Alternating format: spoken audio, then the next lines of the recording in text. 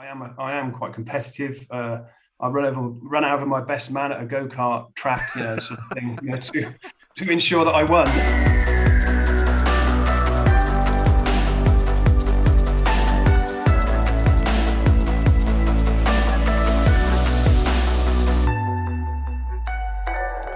So everyone, and welcome to the channel and the flight briefing room. It must be that time of year where we can't fly, so we interview people who know a lot more about things than I do, which is generally the flavour of why I interview people, because I like to know things. For those of you who don't know who Owain Johns is, he's got a very unique way of spelling his first name. I did have to look it up as well. And today, we're going to be talking about becoming a better pilot. Those that know me and know the flavour of my channel, it's all about information education. So what I actually want to try and do in this interview is glean out of somebody that knows a lot more about precision flying, accurate flying, and we may touch on the old side of competition flying. But today's interview is all about being a better pilot. So Owen, welcome to the channel. Thank you very much for agreeing for me to grill you for about half an hour and glean out of you how to become a better pilot. So for those of you who don't know who you are, please just give us a little bit about how you got into flying and what about flying that you like most. Okay, hi Giles, and thank you for having me on your channel. It's a pleasure to be here. Firstly, family is often the case, I think, with flying. My dad learned to fly and had a Jodel 3-axis, little C90 on the front, chugging away, and he based that at Shobden in Herefordshire. And there were lots of microlights buzzing around. And at the time, 1988, I think, 87, 88, 4 instructors, really busy flying school, and I wanted to have a go in a microlight. And in fact, in preparation for this, I don't know if you can see that, but I don't know if you see, can you read that? What? No. Up a bit. Lift it up. There we go. April 1988.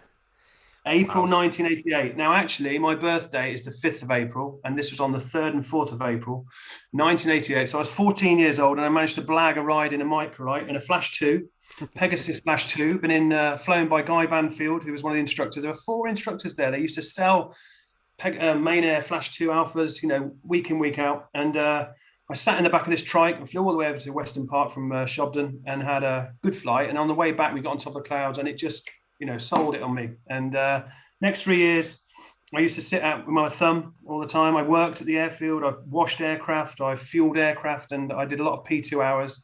Got my license at 17 and flew quite a bit there before I went off to university and trained to be a teacher. And then came back into flying in 2004. And then thought, that Weston Park weekend had inspired me, and I thought I'd have a go at competitions. So I flew my first couple of nationals in 2004, competed in Le Vru in France in 2005. I think I came 10th or something. And then the following year went to Germany, had a really fantastic 2 weeks, came 4th every time, always 4th. So frustrating. There's always someone ahead of you, isn't there? There is, yeah. 4th is the worst place to be.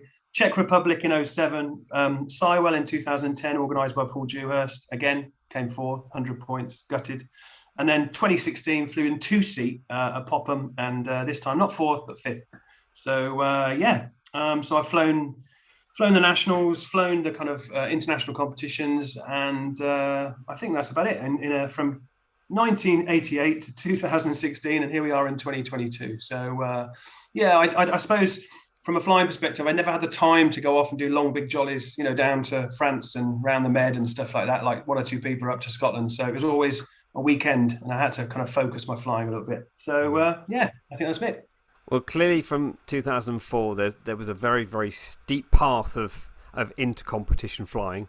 And it sounds very, very familiar from your path into flying, about cleaning things and getting flying. It sounds similar ages, just a decade apart. So my next question to you is, why competition flying? What gave you that motivation back in 2004 to go, I'm going to compete? Because there's many people that watch this channel that go, I just want to fly to the next airfield, have a lovely cup of tea, a full English breakfast, ponder back, look at some nice places with a guy in the back or some other people on other aircraft, and just do a there and back, the most expensive cup of tea and breakfast going. But why competition flying? All of those things that you've just said, actually, but it's over the whole of a weekend. Ultimately, I am quite competitive. I run over my best man at a go-kart track, sort of thing, to ensure that I won. I didn't go to those lengths when I was flying. I ran over my best man at my wedding. Brilliant, as I'm that competitive. But ultimately, I wanted to become a better pilot, and I found in 2004 I had a fairly tired old Pegasus Q, 462 on the back, little Airplast prop, 52 brake horsepower. And on a Friday night or on a Saturday morning, I wanted to go somewhere. I wanted to have a breakfast, but I wanted to achieve something. I didn't want to just go there and come back. And I think that I would find that on a Sunday night, I would get back tired. I'd unpack my tent. I'd put the trike in the hangar, and I'd sit in the kitchen and I go, right, I've learned A, B, and C. I've achieved the following. I may have come fourth. I may have come 10th. And inevitably, you're flying against, you're flying with instructors and people like the Paul Duvers and Rob Grimwoods of this world who are pretty good. They do it day in, day out. And my wife would always say, "You've come fourth again." And it's like, yep, or fifth or sixth or something. Well, when are you going to come higher than that? I got the odd trophy and things, but it wasn't about trophy. It was about learning new skills. And actually, when I would then go somewhere else for the cup of tea or go visiting or do some cross-country flying, ultimately it ensured I was a more confident and competent pilot, which is what it's about, I think. So yeah. So competition flying is not like the normal A to B. You do your triangular velocities, or you plug it in your Fly Demon, your Sky Demon, and you just go off. Yeah. For me, when I've looked at paramotor competitions, you had to be good. You had to already know. And I think offline we've talked about the term capacity. Yeah. What actually allowed you to compete? Because like you're saying, the Paul Jones, the Rob Grimwoods, they do this day in, day out. So their capacity is much greater than everybody else's. What would you say to anyone that kind of wants to lean towards the competition flying? Should they do? Because again, we're talking about becoming a better pilot. Part of that, I believe, is creating that capacity. If you're already operating at 90% all the time, there's no room for error. That engine failure, or I've got to nail this landing, I've got to get this right, I've got to be on the money on the turn point, I've got to be on the speeds X, Y, Z, or recalculate. How would you say a pilot should go about creating that extra capacity to fly better? Well, if you kind of break down the competitions, and obviously I'm organising the Open Series this year. We've got 4 rounds of the Open Series, which is perhaps another discussion. But if you break down a typical weekend, you're looking at flying accurately. You're looking at flying to a time. You're looking about knowing your machine really well. Knowing its capability, knowing its speed range, and knowing how much fuel it runs, and knowing its fuel consumption and things like that. And in knowing your handling skills. I mean, if you take an example, short field strips, you have a precision task, you have a spot landing, and you have to land into a 100-meter box. Well, that's a short field strip straight away. So yes, you can land in the first box and get 250 points, but if you land in 100 meters, then straight away, if you're flying short field strips, that can put you into a much, much better position. So I think overall, you look at a competition weekend as such, and you break it down and you say, right, which elements am I going to be competing in that are going to make a difference to me in my day-to-day flying? Right. Okay. So if someone was in the general the general A to B area, what skills would you suggest that they start looking at? Is it just... I mean, one thing you said there, and I'll pick up on it straight away, was knowing your machine. And I'm a bit of a geek in that. And we've had chats as well when we're at New Farm, when I first met you. I've got friends that go, I know my machine burns 126 millilitres per mile. And I was like, really? Why do you need to know it that well? But I'm not saying it's to that degree, but you need to know what your fuel burn is to land with the right amount. Yeah.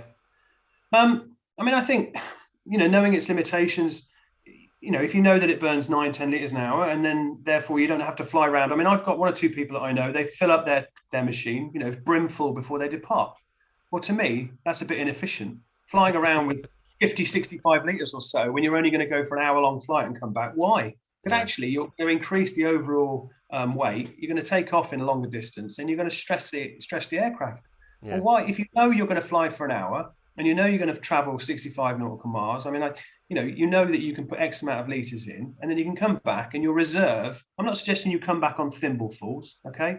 No. But at the same time, you don't need to fly around brimful tanks all the time. So it's a small thing, but actually it's more efficient. You know, you talked about capacity, but if your flying is more efficient, then you can say to an air traffic controller, you're doing a max penetration, whatever it might be, I am going to enter your zone at this point. And you're doing it confidently, not we are to the south of your zone. We are 2.5 miles to the south of your zone, and we'll be in your overhead at boom, Yeah. And I think, that's that confidence. Now, we live in the age of skydeming, which I love. And through the pandemic and things, I've had the iPad mini in front of me and followed the purple line. And actually, it means you can enjoy your flying. It's really great. But what if it goes wrong? And actually, now I find myself not flying because I'm preparing for the World Championships in the Czech Republic and later on in the year. But I've turned off the iPad and I've just gone back to the chart again, gone back to the quarter mil chart, and I'm doing just the same level of accurate flying.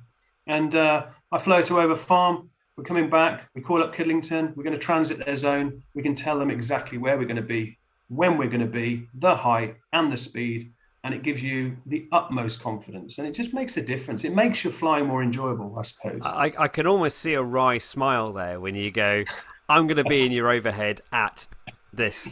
And then, damn it, I'm 10 seconds short. Well, yeah, but I think also, and take Kidlington as an example, Oxfordshire, based not far from here, a microlight. We have a microlight to our west of our zone. It's at 2,000 feet. And actually, they look at their radar and they go, oh, it's doing 80 miles an hour. It's a quick R. It's motoring. Oh, it's going to be your overhead at this time. And I'm quite keen to dispel the myth that there's some little, somebody pottling about, not knowing really what they're doing, knowing the traffic, identifying the helicopters, and proving to people that microlighters are decent aviators. I think that's really important. So, yeah. Be it a PB or a quick R, both. It doesn't matter what machine. Yeah. It doesn't matter what machine it is. I spent a long time pottling around in my Pegasus Cube, and it was hard work. And I used to actually enjoy flying that a lot more, and against some of the hot ships as such, and still doing just as well, but still flying accurately. It's really satisfying flying. Yeah. Well, I'm gonna pick up on your wry smile there and feed that straight into question 4. And what do you find most satisfying when flying? Is it nailing that landing, or flying accurately? You can't have both. I think it is both, but it's flying accurately ultimately. Because when you get back, or when you you walk into the clubhouse and put the kettle on, if you've been flying accurately, then the flight therefore has been enjoyable. It's been more enjoyable. That's the way I see it. Because if you've been flying along a little bit squeaky and a bit worried and a bit conscious and a bit nervous, and therefore you're not enjoying the flying. So if you're flying accurately, you're hitting a waypoint, you're hitting a VRP, you're burning the fuel you think you're going to do, and you arrive at your destination at the time you're going to do. Oh, and then you do a greaser landing, even better. Yeah. Oh, you snuck that in. I got it in. No. I'm going to take it flying accurately. It's the only one you're allowed. It's flying accurately, because it's satisfying, and it's really, really satisfying to get it right. And I can see that on your facial expressions. As much as Zoom tries to hide everything, I can see it there. For those that don't know too much about this, Owen has given me a few video links, so I'm just going to play now some really short clips. Don't run away. There's a few more interesting questions to come. But here's just a little bit of a flavour of what Owen gets up to and what makes him smile when he lands or gets it accurate.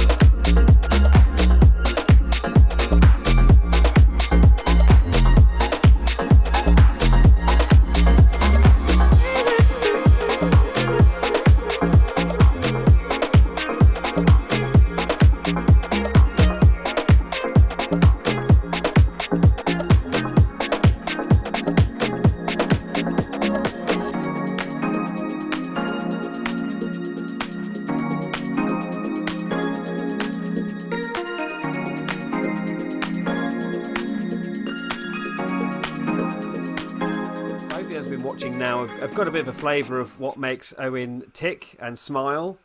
He's not allowed both. It's landing or flying accurately. So I think it's flying accurately came across there. He's smiling in the other screen. So you're flying accurately. You're landing really well. But what is your perfect weekend? It almost sounds like a really corny kind of quiz show question. What's your perfect weekend? So what would be your ideal weekend? And I think is there some pictures in the background there, isn't there? There is. Just on the top of my big biro in a typical Giles Fowler sort of, here we are, just above there. There's a trike. There's a trike behind you, and there's a picture, I think it's a GT450, and that was taken about 5:30 in the morning, departing Oakley, and that's a Saturday morning. And Richard, who's my long-suffering co-pilot, is in the front, and we're flying up to Manchester. To a competition through the low-level corridor, stopping at Pound Green on the way, have a quick comfort break through the low-level corridor, and then arriving at the airfield, St Michael's. And then flying all weekend up in the lakes, around the lakes, farm strips, been met by a beautiful breakfast, been cooked there, as you arrive.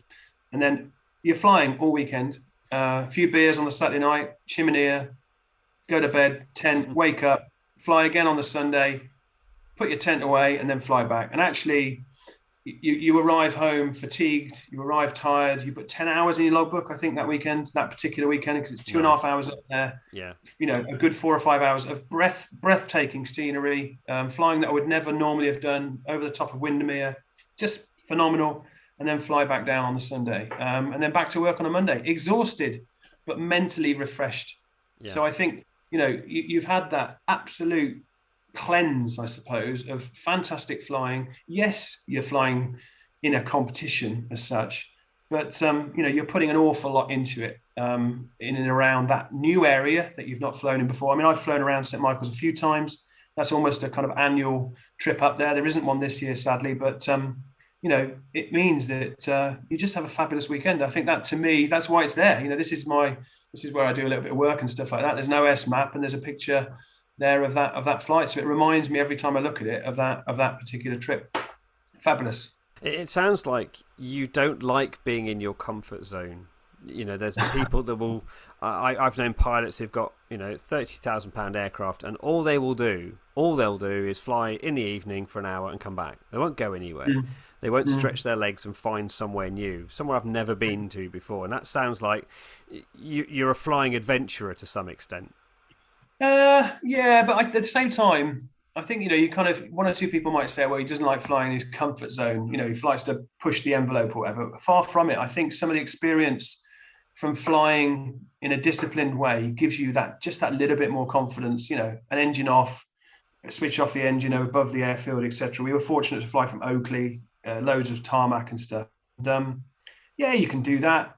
But it's not reckless. It's not frivolous. I think it's knowing when to say, okay, well, I've experienced this, and actually I know to say, no, I better not do this. But if you've been caught out in decreasing weather or conditions that you think are a bit fruity, it's knowing when to say, well, actually this isn't right, and I'm going to put it on the ground. And actually, within the competitions that I've flown, the Open Series, we all look at each other and say, do we feel comfortable? Do we feel safe? And are we learning?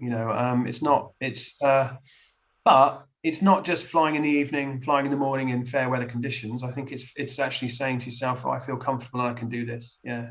And there's a different atmosphere of what people will do in a competition environment as opposed to what they'll do in their general flying, isn't there? I think what they do is they'll tend to see other people, and they'll see other people doing certain flying in different machines, and they'll say, well, they can do it, why can't I? But then what we're trying to encourage with the Open Series is more mentoring and more support, so that people don't make an ill-advised decision, and they don't think they're suddenly Paul Dewhurst, who can do wonderful things, or Rob Grimwood, 9-10 times world champion, because they've got thousands and thousands of hours, and you'd be mistaken to think, right, I can do the same as they can do in a Sky Ranger or in a trike, So well, that's a fantastic segue into my next question, and it's partly my outro, but we've got one more question to go. For those who've got this far in the video, Owen and I are going to do a follow-up interview following this about what people would need to do to develop themselves if they wanted to compete, how they get into competition. For me, competition was always a scary thing that the Sky Gods only did. Well, how do you develop yourself to become that better pilot that can compete? And you've taken it away as you've changed the name, haven't you? It's now the Open Series, isn't it? Yeah, it's the Open Series, and it's open to all. We're trying to make it more inclusive. I don't want to say too much because that will be the next interview perhaps. But what we want to do is encourage more people. We want to encourage more pilots to become better pilots, and we've enabled pilots, if they want to, turn up with Sky Demon and GPS. The spot landings are now called a precision landing, for example. There's no limited fuel tasks. There's no landing over a tape or taking off over a tape and things like that, which were done back in the 2000s or so. But actually, in hindsight, they were a little silly, And PBs are allowed? PBs are allowed, any machine, okay? PBs are allowed. I mean, the tasks are shorter. They used to be sort of, real bursting, sort of bladder busting tasks, come back after 2.5 hours and people will be knackered, so they're much shorter, much more accessible. And there's also a real theme of support as well.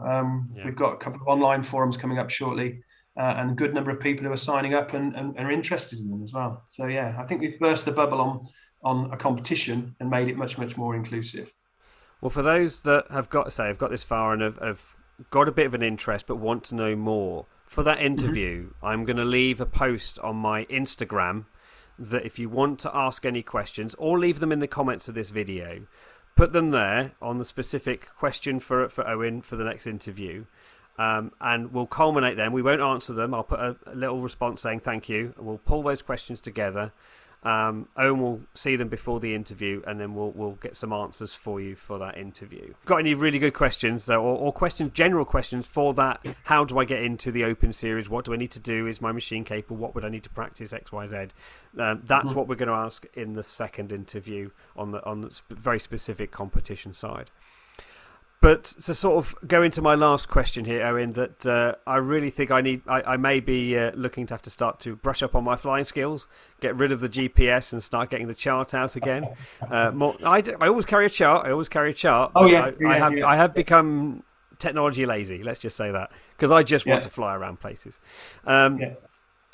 But to wrap up this interview, where do you see your flying going? It's almost my generic end of interview, but where do you see yourself going in the next 18 months? Clearly, we never stop learning, and you want to improve, and your goal is the World Microlight Championships this year? Is that your main goal? That's my main goal. Well, I mean, I'd like to be competitive. I don't want to, I'd like to get better than fourth, I suppose.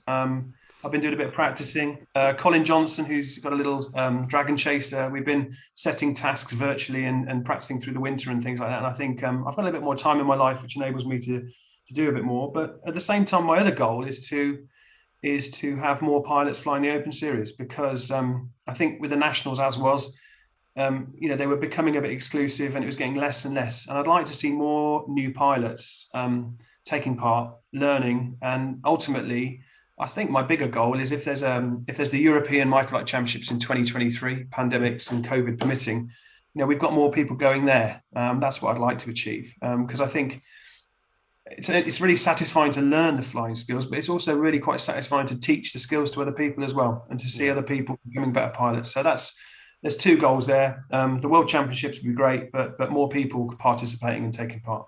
You've got 3 Open Series this year, haven't you? Four. We've got one at New Farm, Preston Capes, Darley Moor, and Plaistow's Farm. All the dates are on our Facebook page and stuff. I mean, there's plenty of time for people to get prepared for it. There's plenty of time for people to get prepared for it and come along. And even if they're not prepared or keen at this point to take part, they can marshal and just come along and watch. It really doesn't matter. They just can get a flavour for what it is. Treat it like a fly-in, and then maybe take part in one or two of the tasks. That would be my advice. Yeah. I think that's it. It's that slowly catchy monkey, isn't it? Yeah. Well, Owen, I appreciate it's the weekend. I don't know when people will watch this video, but I know Owen's had a very busy day today. Thank you for your time. We didn't get disturbed. No one burst in the door going, ah! No, fantastic. But like I said, I'll leave a link when this video comes out in my Instagram. If you've got any other questions you'd like to ask Owen, please put them in the comments, and I will hold them back for Owen to answer in the next interview.